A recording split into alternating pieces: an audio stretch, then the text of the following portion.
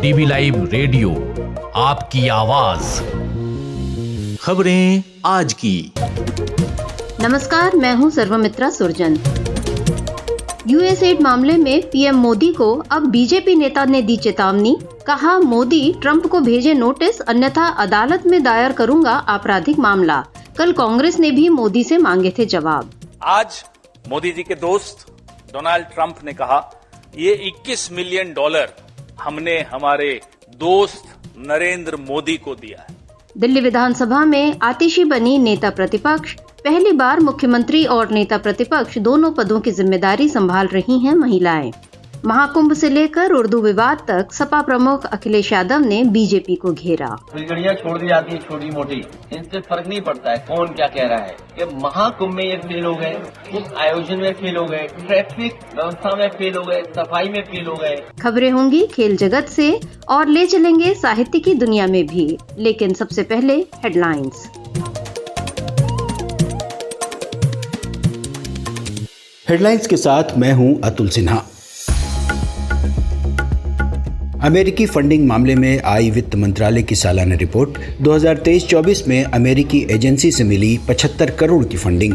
7 परियोजनाओं के लिए अमेरिका ने दिया फंड। रिपोर्ट में सफाई, चुनाव में वोट परसेंट बढ़ाने की कोई परियोजना नहीं।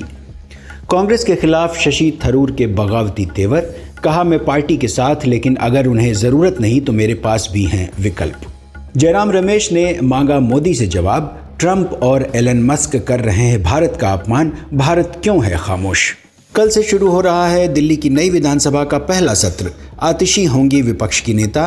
दोनों ही पार्टियों की विधायक दलों की बैठक में तय हुई रणनीति। केजरीवाल अब गुजरात पर करेंगे फोकस। और रूस यूक्रेन जंग के 3 साल होने पर रूस ने फिर किया यूक्रेन पर ड्रोन से हमला। 13 शहरों पर 267 ड्रोन से अटैक। यूक्रेन ने भी की जवाबी कार्रवाई। डीवी लाइव रेडियो पर आप सुन रहे हैं खबरें आज की। शनिवार को अमेरिकी राष्ट्रपति डोनाल्ड ट्रंप के यूएसएड को लेकर दिए बयान के बाद भारत की राजनीति में हंगामा खड़ा हो गया है। अब तक कांग्रेस इस मुद्दे पर मोदी सरकार पर सवाल उठा रही थी। अब बीजेपी के ही पूर्व सांसद सुब्रमण्यम स्वामी ने सीधे आपराधिक मुकदमा दायर करने की धमकी नरेंद्र मोदी को दी है। ट्रंप ने साफ तौर पर नरेंद्र मोदी का नाम लेकर कहा था कि 21 मिलियन डॉलर की रकम मेरे दोस्त पीएम मोदी को भेजी गई है, जिस पर बीजेपी नेता सुब्रमण्यम स्वामी ने पीएम मोदी के खिलाफ क्रिमिनल केस दायर करने तक की चेतावनी दे दी। सुब्रमण्यम स्वामी ने एक सोशल मीडिया पोस्ट में लिखा, पीएम मोदी को इस मामले में बयान जारी कर डोनाल्ड ट्रंप को नोटिस भेजना चाहिए। यदि पीएम मोदी 21 मिलियन डॉलर लेने के संबंध में राष्ट्रपति ट्रंप को मानहानि का नोटिस भेजने से इनकार करते हैं तो मैं जनहित में नरेंद्र मोदी को कारण बताओ नोटिस भेजूंगा और अदालत में आपराधिक मामला दायर करूंगा। वहीं एक दूसरी पोस्ट में सुब्रमण्यम स्वामी ने लिखा, नरेंद्र मोदी को संसद और चुनाव आयोग में बताना होगा कि उन्होंने राष्ट्रपति ट्रंप से 21 मिलियन डॉलर क्यों लिए। उन्होंने ये भी लिखा कि यदि यह 2019 के चुनावों के लिए था तो क्या इसे केंद्रीय चुनाव आयोग के समक्ष घोषित किया गया था। आपको बता दें कि शनिवार को राष्ट्रपति ट्रंप ने कहा था कि मेरे मित्र प्रधानमंत्री नरेंद्र मोदी और भारत को वोटर टर्नआउट के लिए 21 मिलियन डॉलर दिए गए। हम भारत में मतदान के लिए 21 मिलियन डॉलर दे रहे हैं और हमारा क्या, हमें भी अमेरिका में वोटर टर्नआउट बढ़ाने के लिए पैसा चाहिए। हालांकि एक दूसरे बयान में ट्रंप ने 21 मिलियन की जगह 18 मिलियन की राशि भारत को देने की बात कही है और साथ ही ये भी कहा है कि भारत ने हमारा खूब फायदा उठाया है, जबकि वो दुनिया में सबसे ज्यादा टैरिफ लगाने वाला देश है।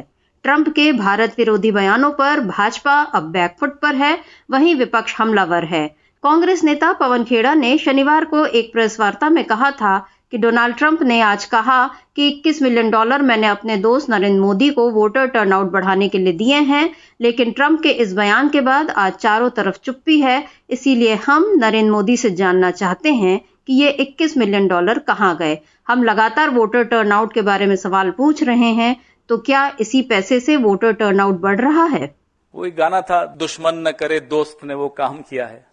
आज मोदी जी के दोस्त ने वो काम करके दिखा दिया। ये 21 मिलियन डॉलर कहां गए, हम नरेंद्र मोदी जी से जानना चाहते हैं। हम जो बार बार व्हाइट पेपर की बात करते हैं, आज डोनाल्ड ट्रंप के कहने से अब ये साबित हो चुका है कि ये $21 मिलियन उनके दोस्त नरेंद्र मोदी को चुनावों को प्रभावित करने के लिए, टर्नआउट बढ़ाने के लिए दिया गया। और जो हम बार बार बोलते हैं कि शाम को 5 बजे जब वोटिंग बंद होनी चाहिए, 5 से 6 के बीच में महाराष्ट्र में 10%, 12% जो बढ़ जाती है वोटिंग, ये टर्नआउट क्या इसी पैसे से बढ़ रहा है? हम ये जानना चाहते हैं।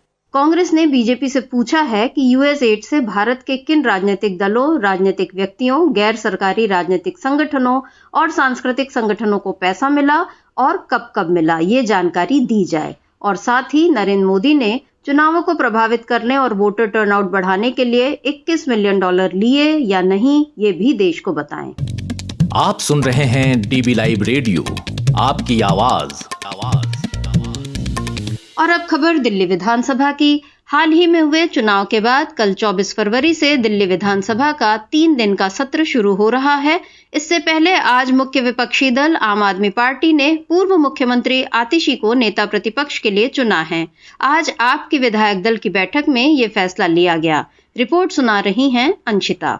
आज आम आदमी पार्टी की विधायक दल की बैठक में अरविंद केजरीवाल, आतिशी और गोपाल राय समेत पार्टी के कई अन्य बड़े नेताओं की मौजूदगी में नेता प्रतिपक्ष के लिए आतिशी के नाम पर मोहर लगाई गई। अरविंद केजरीवाल ने इससे पहले आतिशी को मुख्यमंत्री की कुर्सी भी सौंपी थी। अब बीजेपी की रेखा गुप्ता मुख्यमंत्री बनी है और ऐसा पहली बार होगा कि दिल्ली विधानसभा में सीएम और नेता प्रतिपक्ष दोनों पदों की जिम्मेदारी महिलाएं संभालेगी। बता दें, सोमवार से दिल्ली विधानसभा का सत्र शुरू हो रहा है। नेता विपक्ष चुने जाने के बाद आतिशी ने कहा कि दिल्ली के लोगों ने आम आदमी पार्टी को विपक्ष की भूमिका दी है। एक मजबूत विपक्ष क्या होता है, ये हम काम करके बताएंगे। मोदी जी ने कहा था पहली कैबिनेट में ये पास होगा। 8 मार्च को महिलाओं के अकाउंट में 2,500 रुपए आ जाएंगे। ये वादा पूरा करवाना हमारा एजेंडा है। एक विपक्ष के तौर पे ये हमारी जिम्मेदारी रहेगी कि जो वादे भारतीय जनता पार्टी ने किए, उन वादों को पूरा आम आदमी पार्टी विपक्ष के रूप में करवाएगी।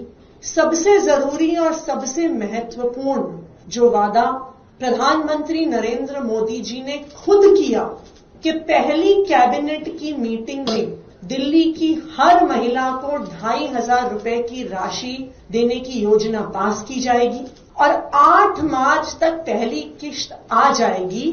मोदी जी ने गारंटी ली थी दिल्ली में प्रचार के दौरान। पहली कैबिनेट की मीटिंग हो गई, लेकिन उसमें 2,500 की स्कीम पास नहीं हुई। लेकिन भारतीय जनता पार्टी की जवाबदेही तय करना, ये हमारी विपक्ष के रूप में जिम्मेदारी रहेगी। वहीं आतिशी ने बीजेपी के सीएजी रिपोर्ट पेश करने के दावे पर कहा कि सीएजी रिपोर्ट चुनावों से पहले मैंने ही स्पीकर साहब को भेजी थी। बीजेपी इस बारे में भ्रम फैलाने का काम कर रही है। आपको बता दें कि सोमवार सुबह 11 बजे दिल्ली की नई विधानसभा का पहला सत्र शुरू होगा। इस दौरान नवनिर्वाचित विधायकों को प्रोटेम स्पीकर अरविंद सिंह लवली शपथ दिलाएंगे। दिल्ली के उपराज्यपाल वीके सक्सेना के निर्देश पर लवली को प्रोटेम स्पीकर नियुक्त किया गया है। 3 दिवसीय सत्र में विधानसभा अध्यक्ष, उपाध्यक्ष का चुनाव भी किया जाएगा। ये सत्र 24 फरवरी से शुरू होकर 27 फरवरी तक चलेगा। 24 फरवरी को दोपहर 2 बजे विधानसभा स्पीकर का चुनाव किया जाएगा। बता दें कि 3 बार के विधायक और 3 बार के पार्षद रहे विजेंद्र गुप्ता को भाजपा ने अगला विधानसभा अध्यक्ष नामित किया है। 25 फरवरी को विधानसभा के सत्र में उपराज्यपाल वीके सक्सेना का अभिभाषण होगा। इसके बाद विधानसभा के पटल पर सीएजी रिपोर्ट रखी जाएगी। एलजी के अभिभाषण पर मुख्यमंत्री रेखा गुप्ता धन्यवाद प्रस्ताव पेश करेंगी। वहीं 27 फरवरी को सदन में उपराज्यपाल के अभिभाषण पर धन्यवाद प्रस्ताव पर चर्चा की जाएगी। इसके बाद विधानसभा के उपाध्यक्ष का चुनाव किया जाएगा। खबर सुना रही थी अंशिता। डीबी लाइव रेडियो पर आप सुनते हैं देश दुनिया की ताजा तरीन खबरें और खबरों के बीच की खबरें यानी विश्लेषण भी। खबरों और विश्लेषण के अलावा यहाँ होती है साहित्य, कला, संस्कृति और विज्ञान से लेकर आर्थिक और खेल जगत की भी चर्चा। अब रुख करते हैं कानपुर का, जहां अखिलेश यादव ने बीजेपी पर गंभीर आरोप लगाए और साथ ही चुभने वाले सवाल भी किए। पत्रकारों से चर्चा में अखिलेश ने महाकुंभ को लेकर कुछ अहम बातें कहीं। पूरी रिपोर्ट लेकर हैं आराधना। सपा प्रमुख अखिलेश यादव आज कानपुर में एक वैवाहिक समारोह में शामिल होने गए थे, जहां पत्रकारों से चर्चा में उन्होंने एक सवाल पूछा कि हमने तो गंगा जी में स्नान कर लिया, अब बीजेपी गंगा जी को कैसे धोएगी। वहीं बीजेपी पर निशाना साधते हुए अखिलेश ने कहा कि बीजेपी ने कानपुर की हमेशा उपेक्षा की है। कानपुर की प्रतिष्ठा कारखानों और उद्योगों के कारण है, जो लाखों लोगों को नौकरी रोजगार देता था। आज भी सरकार के इतने सालों के नजरअंदाज के बावजूद कानपुर के कारोबारी उद्योगपति कारोबार कर रहे हैं। हर बजट ने मायूसी लाने का काम किया। बजट ने कानपुर को कुछ नहीं दिया। बीजेपी वालों से कानपुर को कुछ नहीं मिला। गंगा वैसी की वैसी है। गंगा किनारे पानी खत्म हो गया। वहां बच्चे क्रिकेट खेल रहे हैं। मां गंगा की अभी ये स्थिति है तो मई जून में क्या होगा। वहीं सीएम योगी के उर्दू विवाद पर भी अखिलेश ने कहा कि उर्दू तहजीब की भाषा है। उर्दू हमें बहुत कुछ सिखाती है। मुख्यमंत्री जी स्टेशन की हिंदी नहीं जानते होंगे, क्रिकेट की हिंदी नहीं जानते होंगे, क्लच, स्टीयरिंग, ब्रेक की हिंदी नहीं जानते होंगे। मुख्यमंत्री जी कुछ जानते नहीं हैं। ये बीजेपी के लोगों ने जानबूझकर उर्दू पर सवाल उठाया। वहीं गंगा जी को धोने का तंज भी अखिलेश ने कसा। कन्नौज में एक मंदिर में गया था मैं, उस मंदिर को गंगा जल से धोया गया। जिस मुख्यमंत्री आवास में पूर्व में बहुत सारे मुख्यमंत्री रहे, ताकि किसी ने भी मुख्यमंत्री आवास को गंगा जल से नहीं धुलाया होगा। इस बीजेपी के लोगों ने मेरे जाने के बाद उस मंदिर को धुलवाया था गंगा जल से, मुख्यमंत्री आवास को गंगा जल से धुलवाया था। एक बार मैनपुरी में भी इसी तरीके से धुलवाने का काम किया था। बीजेपी वाले बताएं, मैं तो गंगा में नहा लिया और गंगा किससे धोगे तुम? हमने तो गंगा पानी में स्नान ले लिया, अब बताओ गंगा तो कहाँ से धोगे आप? तो इसलिए लड़ाई बड़ी है। अखिलेश यादव ने कहा कि बीजेपी महाकुंभ में फेल, ट्रैफिक व्यवस्था में फेल, पानी की गुणवत्ता में फेल, सफाई में फेल हो गई है। सेंट्रल बोर्ड या स्टेट बोर्ड आपस में लड़ रहा है। जो लोग मर गए उनकी मदद नहीं कर रहे, मरने वालों की संख्या नहीं बता पा रहे, कितने परिवार खो गए, कितने श्रद्धालुओं की आने जाने में जान जा रही है, किसकी क्या मदद करेगी सरकार। ये सरकार ना सिर्फ महाकुंभ में फेल हुई, इस सरकार ने महाघपला भी किया। अखिलेश ने प्रयागराज में चल रहे महाकुंभ को आगे बढ़ाने की वकालत करते हुए कहा कि महाकुंभ आस्था का पर्व है, महाकुंभ का समय बढ़ा देना चाहिए। कुछ लोग बता रहे हैं मई तक स्नान करना शुभ है, जिससे बहुत सारे लोग जो छूट गए हैं वो महाकुंभ में स्नान कर दान पुण्य कर ले। अभी तक 80 करोड़ लोगों ने स्नान किया। मैं चाहता हूं कि 100 करोड़ का रिकॉर्ड बन जाए। खबर सुना रही थी आराधना। आप सुन रहे हैं डीबी लाइव रेडियो, आपकी आवाज। और अब खेल की खबरें। चैंपियंस ट्रॉफी में आज दुबई में भारत और पाक की टीमें आमने सामने हैं और हर बार की तरह इस बार भी भारत और पाकिस्तान के बीच हो रहे क्रिकेट मुकाबले को लेकर दोनों देशों के खेल प्रेमियों में जबरदस्त उत्साह देखा जा रहा है। अपनी अपनी टीमों की जीत के लिए प्रार्थनाएं की जा रही हैं। इस रोमांचक मैच से जुड़ी कुछ खास रोचक बातें सुना रही हैं आंचल।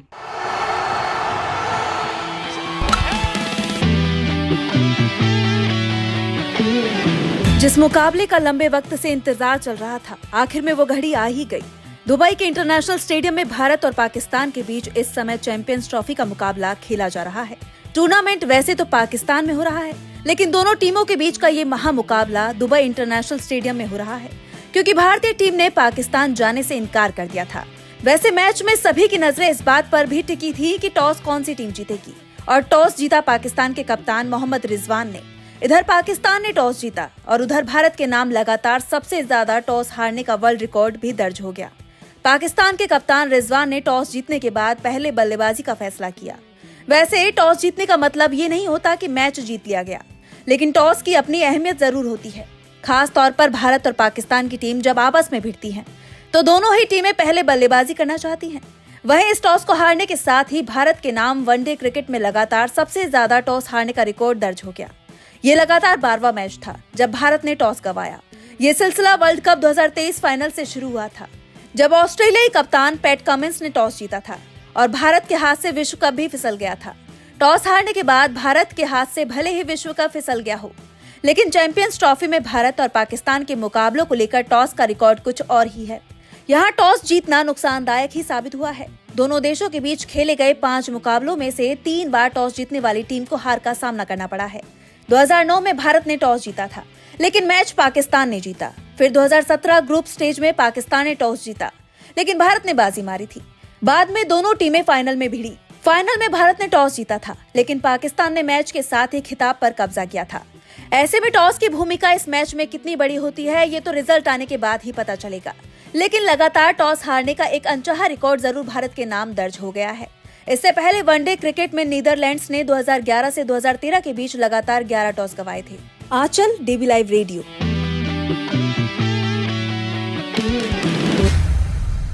अब वक्त हो चला है आज की खास रिपोर्ट का।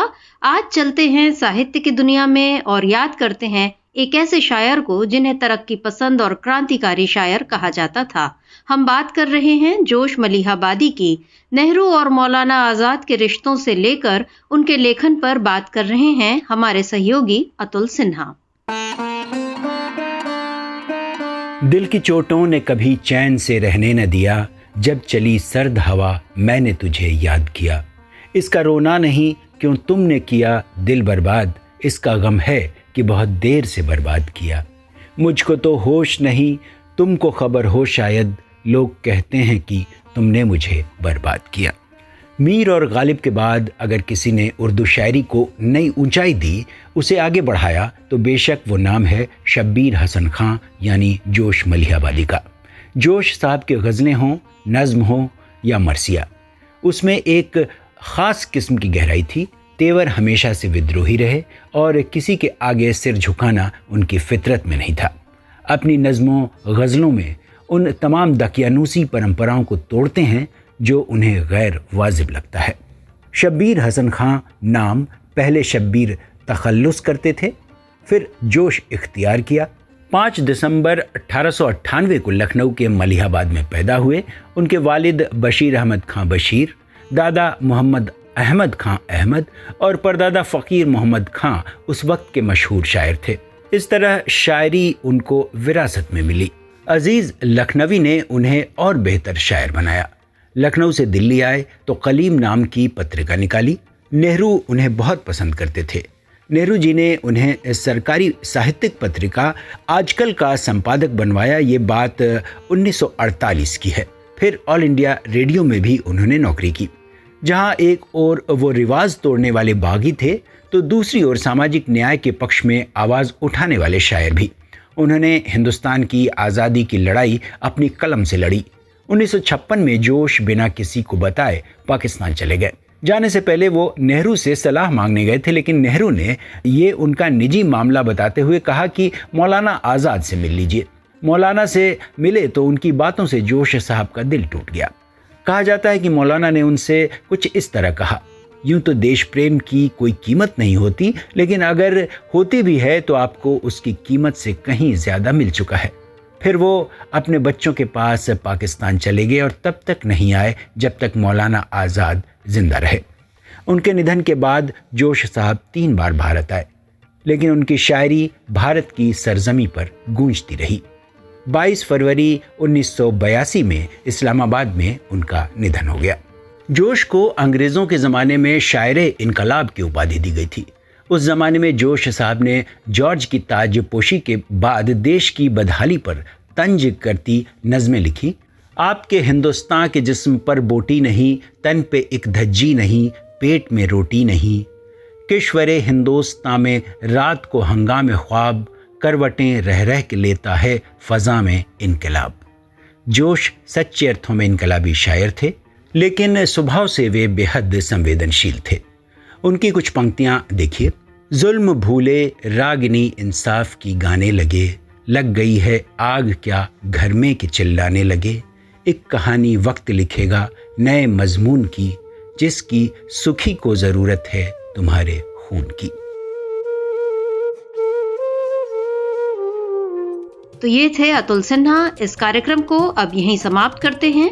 बने रहिए डीबी लाइव रेडियो के साथ। हर रोज सुनिए दिन भर की खबरों और विश्लेषण का हमारा ये प्रोग्राम खबरें आज की। अब दीजिए इजाजत। नमस्कार।